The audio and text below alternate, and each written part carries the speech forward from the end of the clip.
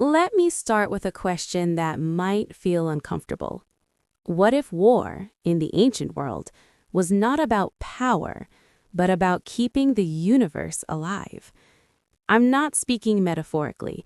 I mean that quite literally. When the Aztecs looked at the sky and saw the sun rise each morning, they didn't see a passive ball of fire. They saw a wounded warrior limping across the heavens, bleeding light. And that warrior had a name, Huitzilopochtli. Now, before we label him simply as a war god and move on, slow down. That label is modern, too modern, and frankly, too shallow, because Huitzilopochtli was not just the god of war, he was the engine of reality. Let's talk about why. First, a confession.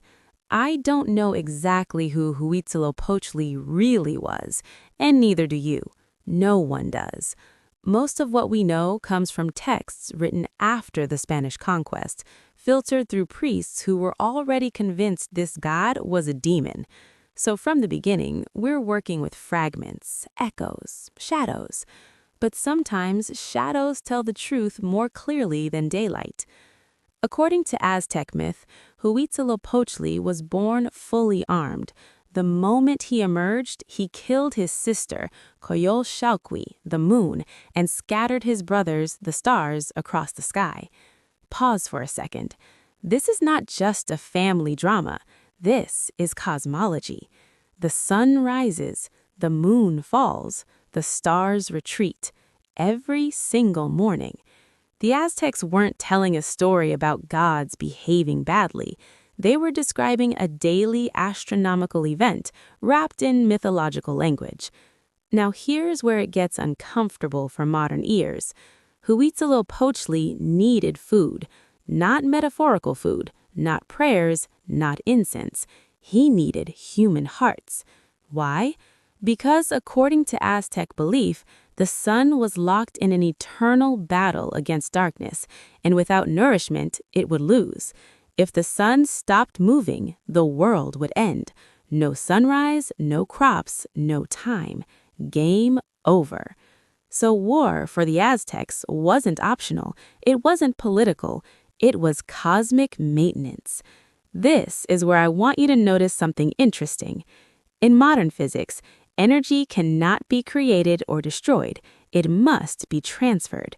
In Aztec theology, life energy, Tenali, had to be transferred to the sun. Different languages, same obsession.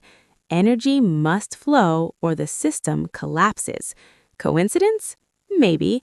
Or maybe human beings across time keep circling the same truth from different angles. Here's another thing most people miss. Huitzilopochtli wasn't an ancient god with deep roots in early Mesoamerican civilization. He was, relatively speaking, new.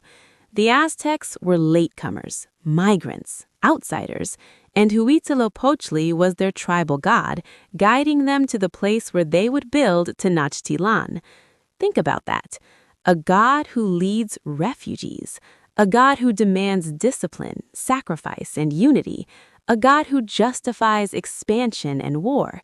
Sound familiar? History loves this pattern. Now, let me push a little further, and this is where some people get nervous.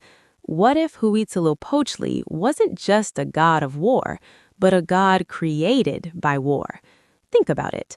A society under constant threat, surrounded by enemies, living on a fragile island dependent on agriculture and ritual precision. Such a society doesn't invent a god of peace. It invents a god who says, fight or the sun dies.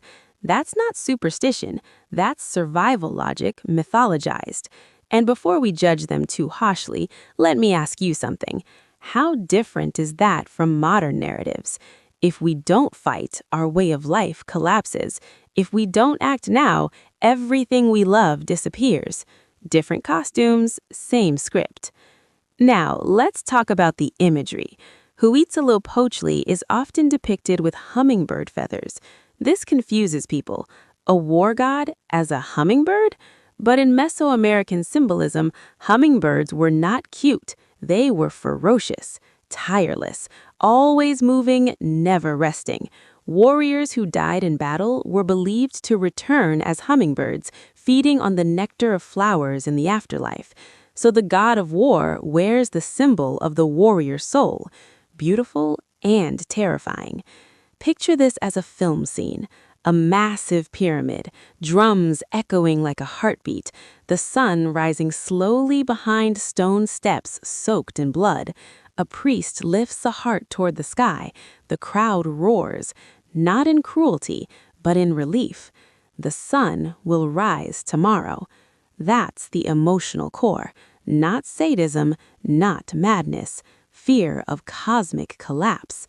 Here's where I want you to stop listening passively, because this isn't about the Aztecs anymore. Ask yourself, what beliefs do we hold today that are fueled by existential fear? What rituals do we perform, economic, political, technological, because we're told the system will collapse otherwise? Huitzilopochtli didn't disappear when the temples fell. He changed masks. And one last thought before we close. The Spanish destroyed his statues, burned his temples, silenced his priests. But did they really kill the god? Or did they just replace him with a different sun fed by different sacrifices? I'm not giving you answers here. That's not my job. My job is to remind you that history is not dead, myth is not primitive, and gods are rarely what they seem. If you want to understand Huitzilopochtli, don't ask whether he was real.